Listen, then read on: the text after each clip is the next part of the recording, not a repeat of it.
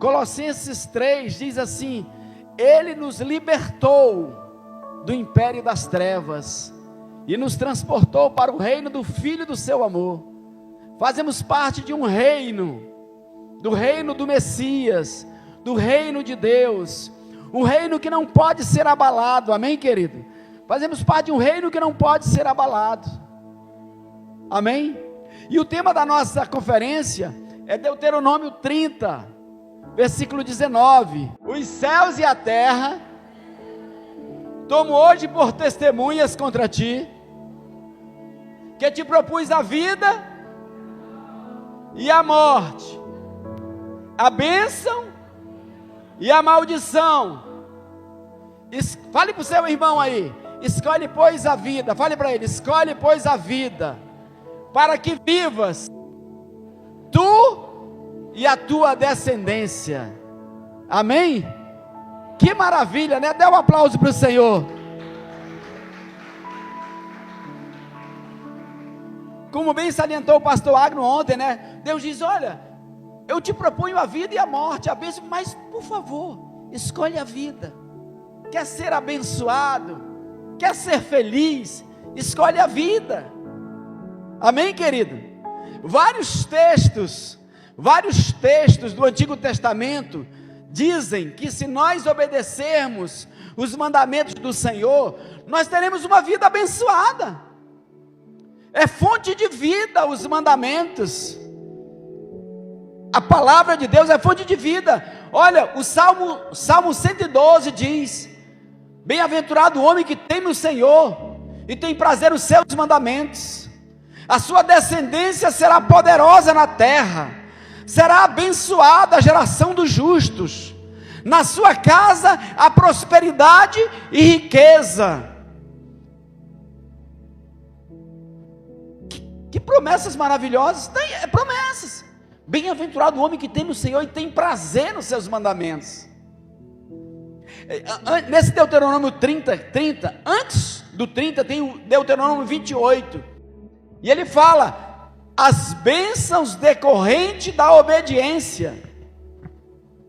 Tenho certeza que você já conhece Deuteronômio 28, e tem outro, em Deuteronômio 28, se eu não me engano, ele fala: as maldições decorrentes da desobediência. Então não é só uma questão de ser perdoado, não é só uma questão de ir para o céu, é uma questão de ser feliz. Olha o que diz Provérbios capítulo 3, versículo 1, que você já conhece: filho meu, não te esqueça dos meus ensinos, e o teu coração guarde os meus mandamentos, porque eles aumentarão os teus dias, e te acrescentarão anos de vida e paz. Guardar os mandamentos tem bênção. E eu estava meditando nesse texto hoje, e eu vejo que no Antigo Testamento, na lei, o foco, como não havia a revelação de Jesus Cristo, do Messias ainda, o foco da obediência era ser feliz nesta terra. Ele fala das bênçãos lá: serás abençoado ao entrares, serás abençoado ao saíres. Ontem o pastor João estava lendo aqui: será abençoado a tua amassadeira, os teus instrumentos de trabalho serão abençoados, os teus negócios, os teus animais serão abençoados, né? Eles viviam numa sociedade rural, né? Numa sociedade rural. Aí ele diz que os animais seriam frutíferos, os instrumentos iriam funcionar. Fala de bênção material. Se você vê o Antigo Testamento, ele foca na bênção material, no sucesso do povo de Israel, em ele ser um povo abençoado. Não é à toa, querido, que o povo de Israel é o único povo, é a única cultura do mundo que permanece até hoje. Os antigos egípcios não existem mais. A cultura egípcia acabou. Quem mora lá no Egito agora não tem a cultura egípcia.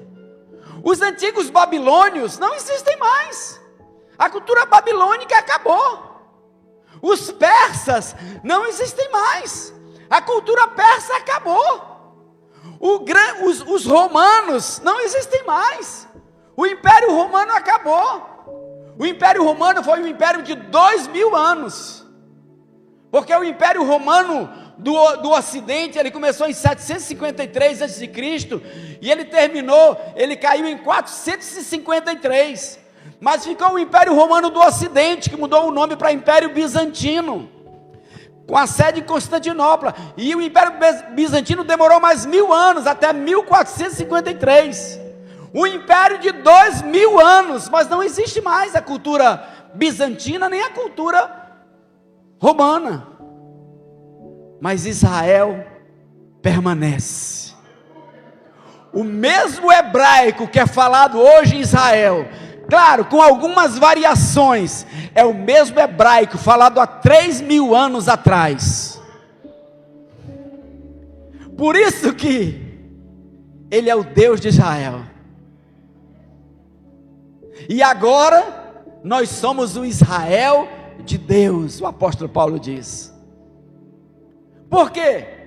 Porque eles guardaram os mandamentos do Senhor. Israel é uma prova que vale a pena guardar os mandamentos do Senhor. Romanos 6,14 diz: porque o pecado não terá domínio sobre vós, porque não estáis mais debaixo da lei, nem debaixo da graça. Porque agora, Jesus disse, é necessário que eu vá. Jesus disse, é necessário que eu morra, porque se eu não morrer, Ele não virá. E quando Ele vier, Ele vai ensinar vocês a viver, a praticar todas as coisas que eu vos tenho ordenado. E aí, quando Jesus morreu e ressuscitou, Ele enviou o Espírito Santo, o Consolador, que nos capacita a viver em santidade, a agradar a Deus, a fazer a vontade de Deus. João 1,12 diz: Ele veio para os seus, mas os seus não receberam. Agora escute: mas a todos quantos o receberam, deu-lhes o poder, a capacidade, a habilidade para se tornarem filhos de Deus. A gente recebe, o Espírito Santo nos capacita a viver em santidade. O Espírito Santo nos capacita a viver em vitória. Você vê o Paulo falando de pecado? Você vê o Paulo falando, eu sou um pecador, eu sou um miserável? Ele não fala isso. Ele diz, nós éramos pecadores. Ele diz, esquecendo-me das coisas que para trás ficam, e avançando para as que estão diante de mim, prossigo para o alvo, para o prêmio da soberana vocação. Então, a primeira coisa, e olha, e a justiça de Deus se estabelece na nossa vida pela fé. Amém, querido? A Bíblia diz, se dissermos que não temos pecado, somos mentirosos e a verdade não está em nós. Mas se confessarmos os nossos pecados, Ele é fiel e justo para nos perdoar e nos purificar de toda injustiça. Então, sabe o que é que acontece? Quando nós confessamos os nossos pecados, o Senhor nos declara santos, perdoados, como se nunca tivesse pecado. Então, querido, se você diz, eu sou um pecador, eu sou um miserável, então você não está recebendo o perdão de Deus, porque você é santo, seus pecados foram perdoados. Você pode ver que ele sempre fala, quando ainda éramos pecadores, e andávamos na vaidade dos nossos pensamentos, entenebrecidos de entendimento, alheio à vida de Deus, mas Ele nos deu vida, estando nós mortos em nossos delitos e pecados. Olha, confessar o seu pecado, a sua dor, o seu problema, é uma coisa boa, importante, mas uma coisa muito importante também, é você confessar quem você é agora, o que Cristo fez na tua vida, é você profetizar, amém? Nós precisamos aprender também a isso, a profetizar, a declarar quem nós somos em Cristo, a reconhecer que não podemos ficar só olhando para as nossas feridas, não, em Cristo somos filhos de Deus,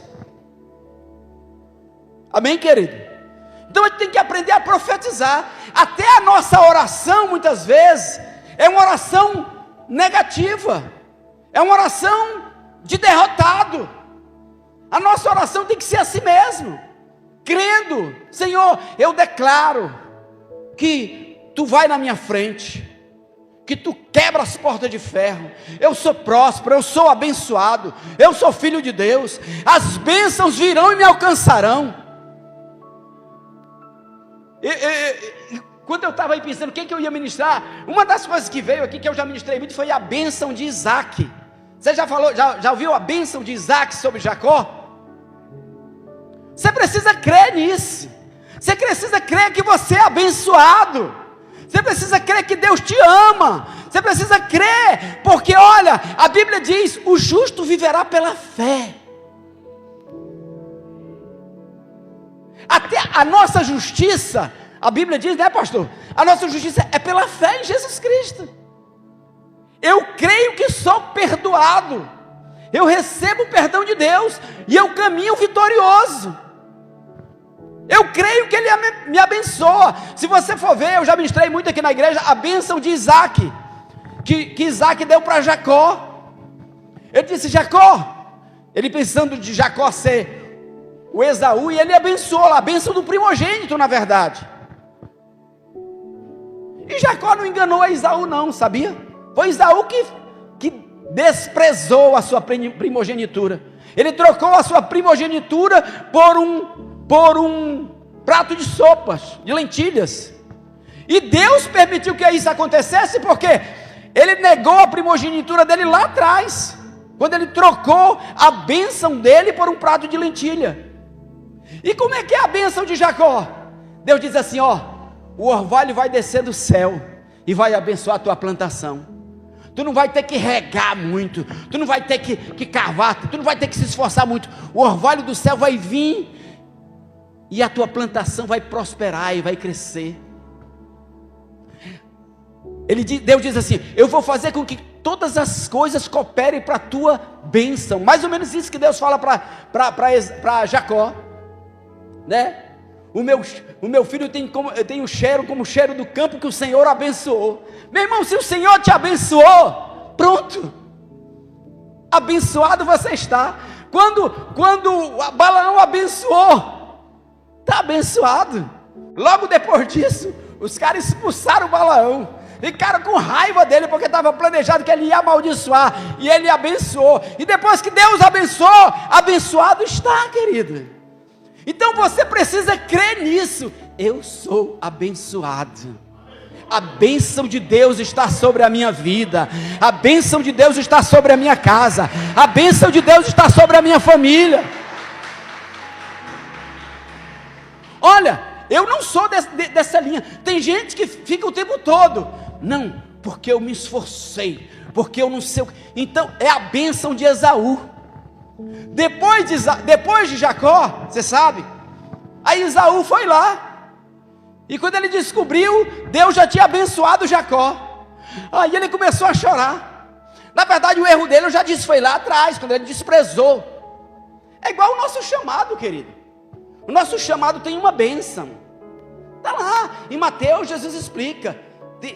Nós somos perseguidos, tem as perseguições, mas tem as bênçãos também. O chamado tem a bênção. O filho primogênito, a primogenitura, era o filho que se tornava responsável pela família. Se o pai morria, quem cuidava da família era ele. Você sabia que o pai de Jesus morreu? E Jesus era o primogênito, teve que cuidar da família. Jesus teve que cuidar para alimentar os seus irmãos e a sua mãe, para cuidar da sua mãe. José morreu bem antes. Então, o primogênito naquele tempo, ele tinha um peso. Se faltasse o pai, era ele. Mas em compensação, tinha uma bênção. O chamado tem um peso, tem uma responsabilidade, mas também tem uma bênção. Amém, querido? E o que acontece com Esaú? Ele vai chorando lá: pai, o meu irmão me enganou, ele veio aqui e tu abençoasse ele. Pai, não tem nenhuma bênção para mim não, pai. Aí ele disse: meu filho, quando Deus abençoa, abençoado está, eu não posso retirar a bênção, porque quem abençoa não sou eu, quem abençoa é Deus, e a bênção de Deus já está sobre Jacó. Ele disse: pai, não tem nenhuma bênção para mim. Aí ele deu a bênção de Esaú. Ele disse: sabe o que?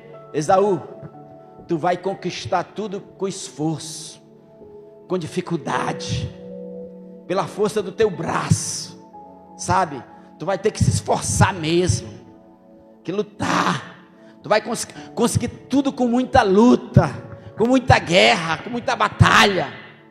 Tem gente que é assim, ele crê na força do braço dele, mas eu não creio na força do meu braço. Eu creio que Deus tem um Deus abençoador, que nos abençoa, que te abençoa, amém, querido? Que abençoa as nossas vidas. Então, olha lá, a nova aliança, nós já somos abençoados na nova aliança, porque você tem o Espírito Santo. João 15, 25, 26, nova aliança é diferente. Nova aliança nós temos o Consolador, nós temos o Espírito Santo, nós temos o Espírito Santo, amém, querido? Temos o Espírito Santo. E você vai ver que na nova aliança, ele não fala mais só das coisas terrenas. Você pode ver, as promessas da velha aliança eram só coisas terrenas. Obedece que tu vai ser abençoado. E tem a igreja hoje também que vive nisso. A igreja hoje vive nisso. Qual é a bênção que eu posso ter? Existe essa bênção, como eu vou lhe mostrar no Novo Testamento, existe a bênção. Mas agora a bênção se prolongou, a bênção se alargou. Não é só mais somente nesta vida.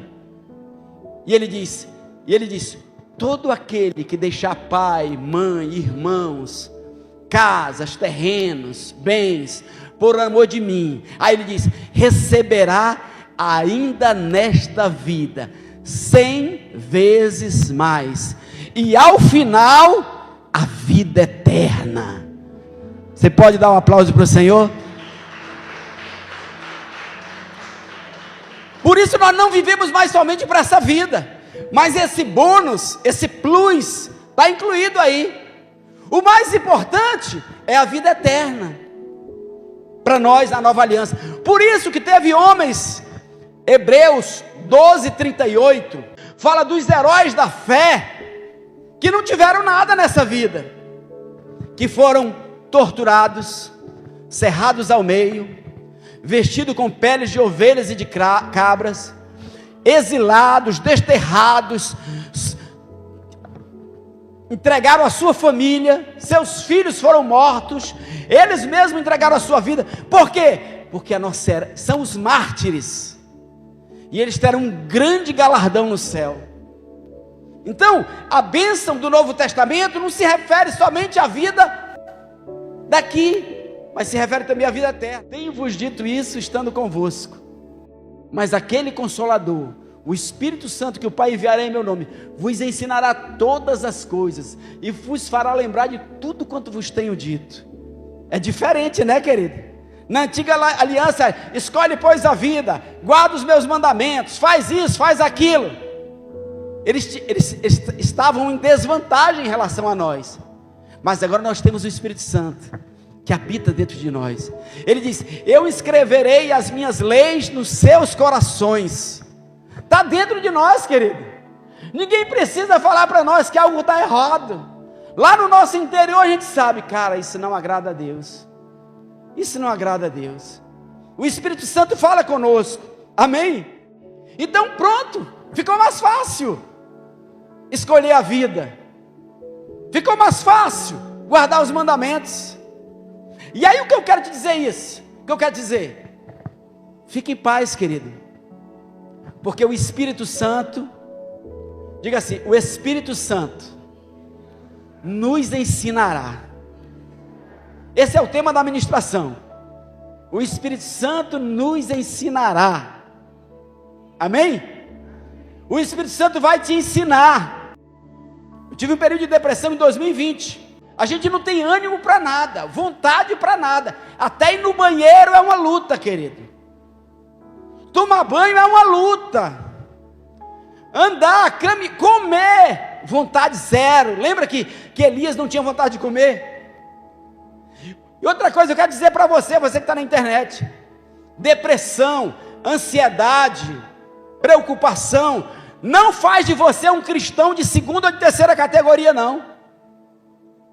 E eu me lembro que eu já passei tempos difíceis assim na minha vida, e eu me lembrei do profeta Elias, o maior profeta do Antigo Testamento.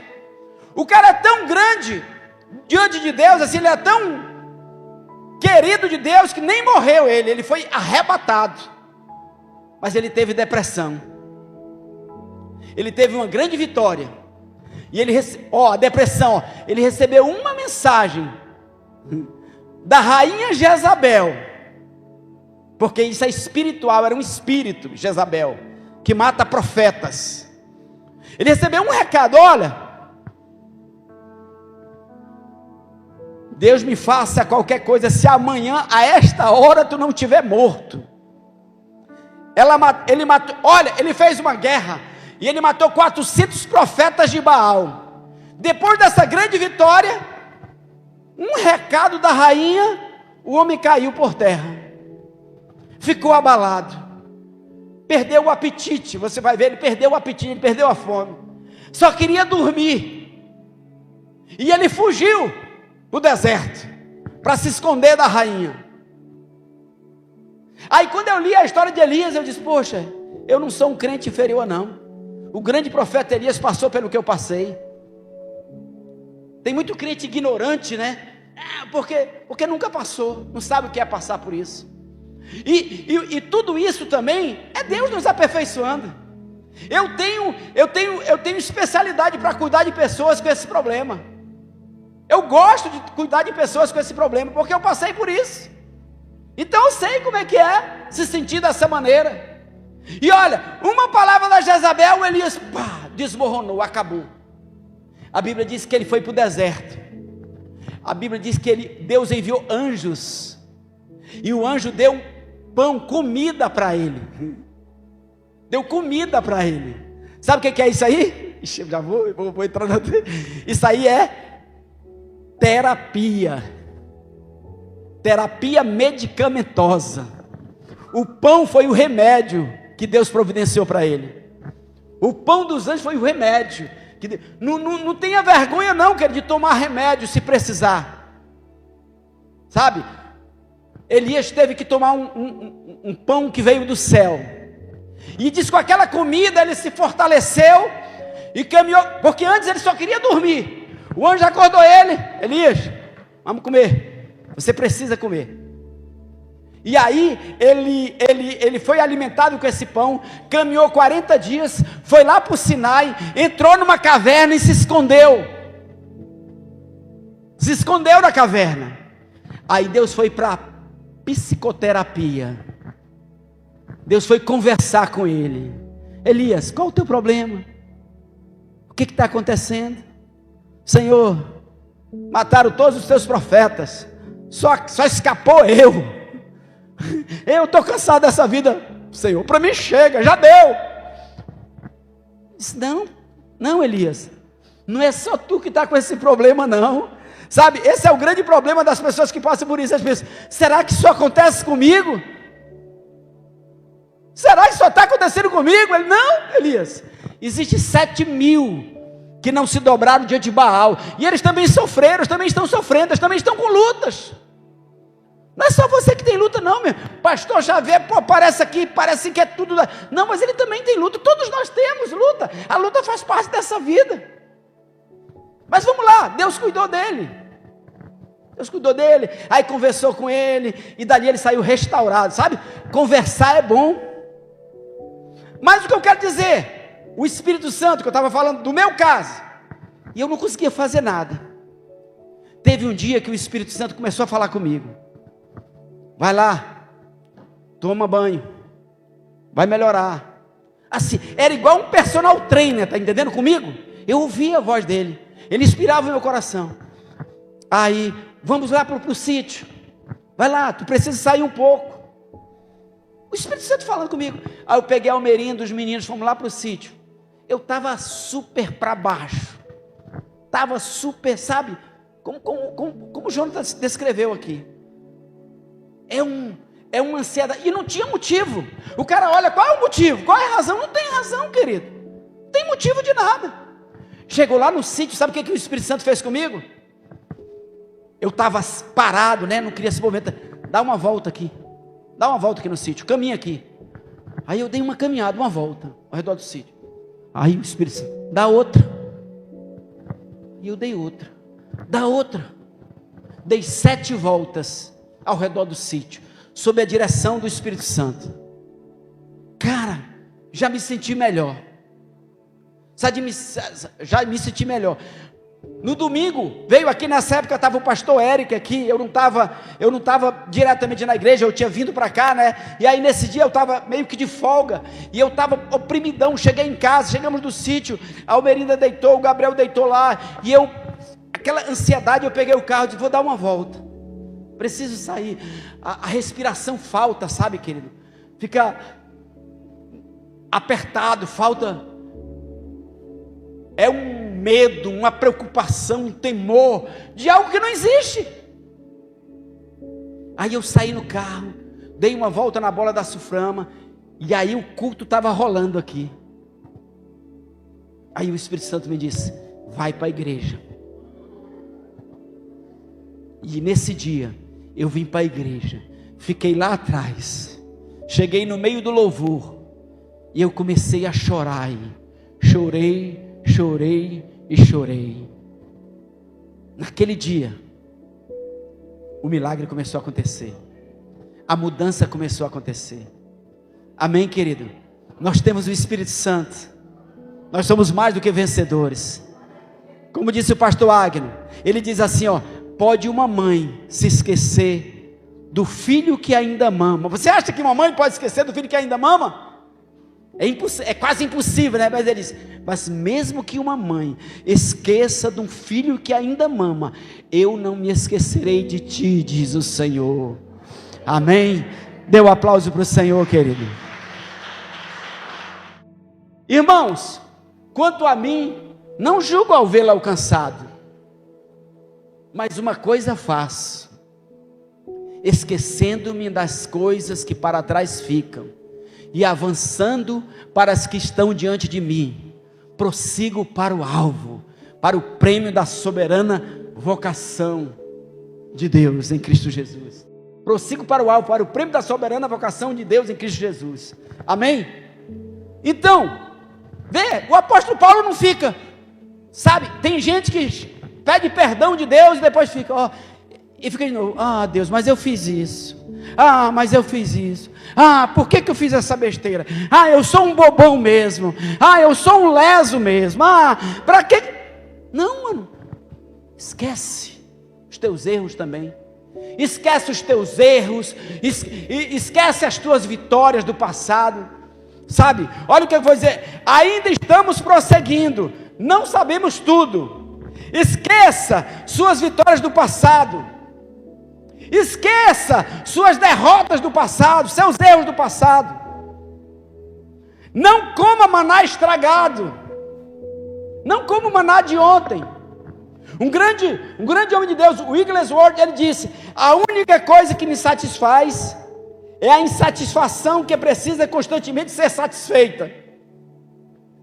A única coisa que me satisfaz é a insatisfação que precisa ser constantemente satisfeita. Meu irmão, passou, errou, confessou, pediu perdão, segue em frente, meu irmão. Outra coisa, é aquilo que eu ministrei no domingo, não pare. Tentei vencer isso, não consegui. Não, vai para cima de novo. E não adianta ficar também, no passado eu fiz isso, no passado, não, vamos fazer agora de novo, vamos continuar fazendo, amém? Então, olha lá, seja insatisfeito quanto às suas vitórias, não significa que não somos gratos pelo que Deus fez, mas estamos prosseguindo para o alvo. Quando ele diz, esquecendo-me das coisas que para trás ficam, tanto das vitórias quanto das derrotas, eu vou avançar, vou em frente, porque às vezes a gente fica só sobre as vitórias do passado, ou então sobre as derrotas do passado, e não avança. Precisamos ser como Moisés, sempre querer mais de Deus, não é verdade? Moisés já tinha visto o mar vermelho se abrir, já tinha visto o maná cair do céu, já tinha visto as pessoas serem curadas ao olhar para uma serpente de bronze, já tinha visto tanta coisa. Quando ele chegou no Sinai, eu disse: Senhor, eu quero mais de ti, revela-me a tua glória, eu quero mais de ti. Precisamos ser como Moisés, sempre querer mais de Deus. Seus erros do passado, receba o perdão de Deus. Confessamos os pecados que temos consciência, e aqueles que não temos consciência foram purificados pelo sangue de Jesus, amém? Olha o que diz Isaías 43, 25. Isaías 43, 25. Isaías 43, 25. Eu mesmo sou o que apago as tuas transgressões. Sou o que apago as tuas transgressões. Por amor de mim e dos teus pecados não me lembro. Confessou, pediu perdão, receba o perdão. Deus não lembra dos teus pecados. Por que você vai lembrar? Hebreus 8:12. Pois para com as suas iniquidades usarei de misericórdia, e dos seus pecados jamais me lembrarei. Que palavra, né, querido? A palavra de Deus é a cura. Hebreus 4:16. Acheguemo-nos, portanto, confiadamente, junto ao trono da graça, a fim de recebermos misericórdia e acharmos graça para socorro em ocasião oportuna. 1 João 1:8. Se dissermos que não temos pecados, somos mentirosos, e a verdade não está em nós. Mas se confessarmos os nossos pecados, Ele é fiel e justo para nos perdoar e nos purificar de toda injustiça. Amém, querido? Graças a Deus pelo perdão. Diga: graças a Deus pelo perdão. Ore comigo: Senhor Jesus, hoje eu te agradeço pelo teu sacrifício na cruz, que perdoa os meus pecados, que me limpa, que me purifica. E hoje, Senhor, eu me declaro perdoado, justificado pelo sangue de Jesus. Amém? Dê um aplauso para o Senhor.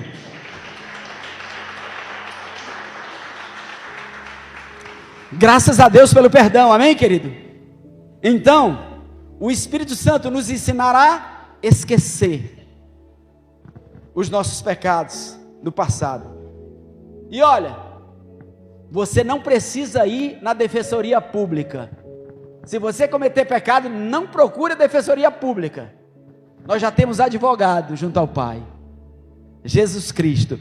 1 João 2. Filhinhos meus, estas coisas vos escrevo para que não pequeis.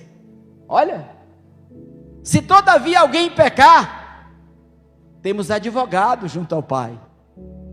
Pronto, está aí, você tem advogado.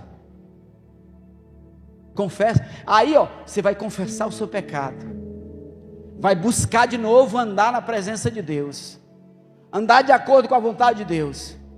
O diabo vai te acusar, mas Jesus é teu advogado. Amém? Segundo ponto, o Espírito nos ensinará a perdoar. Diga: o Espírito nos ensinará a perdoar. Antes, sede uns para com os outros benignos. É bom ler a Bíblia, né? Compassivos, perdoando-vos uns aos outros, como também Deus em Cristo vos perdoou. Isaías 43, 25.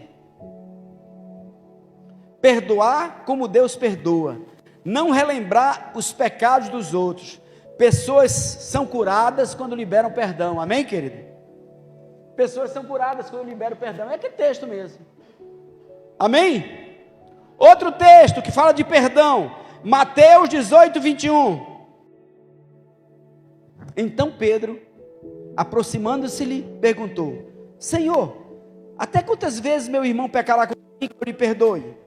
Até 7 vezes? O Pedro achou que estava arrebentando, 7 vezes. Aí ele disse, respondeu-lhe Jesus: não te digo que até 7 vezes, mas até 70 vezes 7. Amém, querido? Quando a Bíblia fala de justiça, que Deus tem sede de justiça, sabe? Não é essa justiça humana não que Deus tem sede. A justiça de Deus é a justiça que está em Cristo Jesus. É a justiça que vem do sangue. É a justiça que nos purifica de todo pecado. É a justiça que faz a gente pagar o mal com o bem. Pagar o mal com o bem. Essa que é a justiça de Deus. Somos justificados pela fé em Cristo Jesus. Aí eu pergunto, qual era a nossa penalidade? O que nós merecíamos? O que nós merecíamos? A morte. Não tem nenhum santinho aqui. Ninguém aqui era santo. Então, se a gente for exigir a justiça como os homens exigem, então ninguém vai perdoar ninguém. Pecou, paga. Errou, morre. Foi assim que Jesus fez com a gente? A justiça de Deus está no perdão. Quando nós perdoamos, somos justificados, porque estamos tratando Ele como Ele nos tratou. Lembra do mercador de Veneza? Mercador de Veneza, tem uma história, não vou contar, senão vai se esticar mais ainda. Muitos aqui já sabem a história do mercador de Veneza. Um judeu, ele emprestou um dinheiro para um cristão, para ele fazer uma viagem comercial. E o negócio foi o seguinte: tu me paga, por isso que tem no Alto da Compadecida lá, é uma cópia. Tu me paga o dinheiro que eu te dei, ou então eu tiro uma tira de couro do teu peito. Uma tira de couro. Lembra do Chicó? Uma tira de couro. Aí o que aconteceu? Houve um acidente, o cara perdeu a viagem que ele fez, e ele não tinha dinheiro para pagar. Quando ele chegou lá, o judeu exigiu o dinheiro dele, e ele disse que não tinha, e ele disse o seguinte: não tenho. Mas várias pessoas, outros amigos, se colocaram para pagar ele, para pagar no lugar dele. Não, nós te pagamos o dinheiro dele. Ele disse: não, quem me deve é ele, o contrato diz que é ele me deve, quem tem que pagar é ele. Mas eu não tenho como te pagar, mas as pessoas vão pagar no meu lugar. Não, o contrato diz que tu que tem que me pagar. Aí ele disse: mas eu não tenho. Ele disse: então vamos fazer o seguinte, vou tirar uma tira de couro do teu peito, porque é isso que está no contrato. É isso que está no contrato. Isso é justiça. Se você exige justiça dos outros, Deus vai exigir justiça de ti, porque com a medida que tu tiveres medidos, te medirão também. Então justiça. Aí eu quero justiça. Aí ele disse: olha, se esse tribunal de Veneza, que era na cidade de Veneza, não cumprir o que está no contrato, esse tribunal está desmoralizado, porque esse tribunal não pratica a justiça. Porque o meu contrato com ele diz que é uma tira de couro, e eu não quero dinheiro, eu quero uma tira de couro, porque está no contrato. Aí se levantou uma juíza, que no filme ela é até uma mulher. Vocês já assistiram esse filme? Muito legal, O Mercador de Veneza, até com um ator famoso. Aí se levantou uma juíza, que era uma mulher disfarçada de juíza. Aí ela fez a defesa da misericórdia, da graça. E ela disse: olha, judeu, a justiça está no cetro do rei, mas a misericórdia está no coração do rei. A misericórdia triunfa sobre a justiça. A misericórdia triunfa sobre o juízo. Então, por favor, exerça misericórdia. Ele está disposto, outras pessoas estão dispostas a pagar por ele. Exerça a misericórdia e perdoe ele dessa parte do contrato de tirar um couro e aceite o dinheiro. Ele disse: não, justiça é justiça. Aí sabe o que o juiz disse? Então o senhor quer justiça, né? O senhor quer justiça, né? Sim, eu quero justiça, está no contrato, uma tira de couro. Aí ele disse: então tudo bem, Vamos tirar o couro do cristão, colocar o cristão lá. Agora o seguinte, no contrato está escrito uma tira de couro, lá não tem uma gota de sangue. Se você derramar o sangue desse cristão, você vai perder tudo que você tem. E outra coisa, não tem mais volta, a sentença vai ter que ser cumprida. Não tem sangue no contrato. Está escrito que você ia tirar sangue dele? Não, você ia tirar uma tira de couro. Se você derramar o sangue dele, você não está cumprindo o contrato, porque você está tirando couro e sangue. Viu? Quando a gente trata os outros com justiça, a história de Jesus é a mesma. O cara foi perdoado da dívida. O cara foi perdoado. Aí ele chega lá na frente, pega outro que deve ele e vai cobrar ele. Certo? Sabe o que aconteceu no filme? O judeu perdeu tudo, porque ele não pôde mais voltar atrás, e para cumprir a penalidade ele tinha que derramar sangue, e ele foi preso, porque de qualquer maneira ele perdia agora, porque ele exigiu justiça. Então aqui Mateus 18, 21, Mateus 18, 21, então Pedro, aproximando-se, lhe perguntou: Senhor, até quantas vezes devo perdoar o meu irmão? Aí de 70 vezes 7, aí não, nossa dívida era impagável, certo? Mas Jesus nos perdoou. Então não importa, querido, nós temos que perdoar uns aos outros, não importa. Então a justiça consiste em ser tratado da maneira que você foi tratado. Então, para cristão, não tem brecha, ou tu perdoa, ou tu estás debaixo de injustiça, porque tu foi perdoado. Amém, querido? Então, o Espírito Santo nos ensinará a perdoar. Terceiro, o Espírito Santo nos ensinará a orar. Amém? Comunhão, presença, conversar, relacionar-se, desenvolver uma vida de oração. João 15:7 diz: se permanecerdes em mim, e as minhas palavras permanecerem em vós, pedireis o que quiserdes, e vos será feito. É preciso permanecer nele, ter contínua comunhão com ele.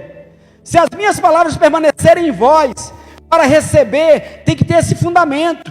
É preciso encontrar na palavra um sólido fundamento para a fé. Quando Deus já prometeu, não precisa se. Fé fundamentada na palavra é base para a oração respondida. Amém, querido? Uma coisa importante, a oração tem que ser baseada na palavra. Porque se tu baseia a tua oração na palavra, tu não precisa perguntar e dizer: Senhor, é a tua vontade? Não, se está na palavra é porque é a vontade dele. É a oração com certeza de resposta. O Espírito nos ensinará a orar, amém, querido? E orar é orar a palavra, meu irmão. Ore a palavra, querido. Porque se você orar a palavra, você não precisa mais perguntar se é da vontade dele, porque está na palavra. Obrigado, Senhor, porque eu sou teu filho, porque tu me cerca por detrás e por diante, porque sobre mim tu coloca a tua mão, porque tu me guarda de todo mal, porque nenhum mal me sucederá, praga nenhuma chegará à minha casa, porque tu dá ordens aos teus anjos ao meu respeito, para que eles me guardem em todos os meus caminhos. Obrigado, Senhor, porque o meu Deus, segundo as suas riquezas e glória, supre todas as minhas necessidades em Cristo Jesus. Oração baseada na palavra. O Espírito Santo nos ensinará a crer, amém? Crer. Marcos 11, 24. Marcos 11, 24. É preciso orar com fé. Diga, é preciso orar com fé. Diga, fé é crer antes de ver. Fé é crer que já recebeu. Fé é extra sentido. Fé não é o que tu sente, não é o teu sentimento. Fé é extra sentido. Fé é baseado no que a palavra diz. Fé é ver de acordo com a promessa de Deus. Fé é crer na palavra de Deus em seu coração. Crer na palavra de Deus independente das circunstâncias. Isso é fé, amém? O Espírito Santo nos ensinará a crer. Quinto, o Espírito Santo nos ensinará a adorar, amém? Deus procura verdadeiros adoradores, amém, querido? Verdadeiros adoradores adoram em espírito e em verdade. Não precisamos mais de um lugar específico, Ele habita em nós. Você não precisa dobrar o joelho para orar não, querido. Sabe, tem a tradição. Não, se eu não dobrar o joelho, você não precisa dobrar o joelho para orar não. O Espírito Santo habita em você. Você ora deitado, em pé, no banheiro, correndo, andando, qualquer lugar. Não precisamos mais de um lugar específico, Ele habita em nós. Somos templos do Deus vivo, 1 Coríntios 3,16. O Espírito habita em nós, precisamos orar em Espírito. Querido, na igreja apostólica, onde Paulo chegava, ele perguntava: vocês já receberam o Espírito Santo? Busca os dons espirituais. Busca os dons espirituais. Busca a oração em línguas, que edifica o seu espírito, orar no Espírito. Precisamos adorar, amém, querido?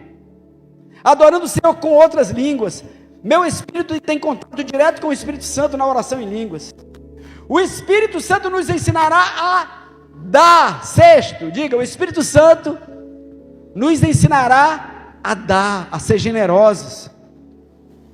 Doe com alegria. Doe com fé. Não doe também somente de maneira egoísta para receber. Deus ama a quem dá com alegria. Dê debaixo da direção do Espírito. Querido, até para ofertar, você não oferta de qualquer jeito, de qualquer maneira. Oferte sob a direção do Espírito. Amém, querido? Você tem que saber onde é que você está ofertando. Que terra é essa que você está semeando? Amém? E para terminar, o Espírito Santo nos ensinará a testemunhar de Jesus. A testemunhar de Jesus. O Espírito Santo nos ensinará. O maior testemunho, querido, o maior testemunho é a sua vida rendida ao Senhor. A nossa vida é o nosso Evangelho. A nossa vida, o pastor Agno estava falando aqui sobre integridade, honestidade. Isso fala muito, querido, de tudo. A nossa vida, o maior testemunho é a sua vida rendida ao Senhor. Somos testemunhas de Jesus. Atos 1:8. Olha essa frase, eu acho linda essa frase. O que você é, olha, linda essa frase. O que você é, fala tão alto, que o que você diz, eu não consigo ouvir. Sabe, alguém que fala uma coisa, mas faz outra. Fala algo, mas faz outra. Olha a frase que diz aqui, ó. O que você é, fala tão alto, que o que você diz, eu não consigo ouvir. Se há uma coisa que nos tranca, é a gente ouvir alguém falar algo, que a gente sabe que ele não faz, que ela não faz, que a pessoa não faz, que é só discurso. Você vê aí na política, né? Você vê na política, você ouve o cara falar coisas que totalmente o cara não faz. Nós cristãos, anote essa frase aí, ó. O que você fala, o que você é, fala tão alto, que o que você diz, eu não consigo ouvir. Para ganharmos, é preciso termos a direção do Espírito. Nossa vida é o melhor testemunho. Amém? Diga, minha vida é o meu maior testemunho. Não queira fazer tudo de uma vez. Deve ser um passo de cada vez. Amém? O Espírito Santo, recapitulando, o Espírito Santo nos fará esquecer as vitórias, as derrotas. Para quê? Para seguirmos em frente. Novas conquistas, novas vitórias. O Espírito Santo nos fará perdoar. Tem brecha, irmão. Crente tem que perdoar. Senão não é perdoado. Tem o papo do pecado imperdoável. A Bíblia é bem clara. É bem clara. Se não perdoares os pecados dos outros, vocês vão ficar retidos. O de você vai ficar retido. Isso também pode ser considerado um pecado imperdoável. É aquele que não perdoa.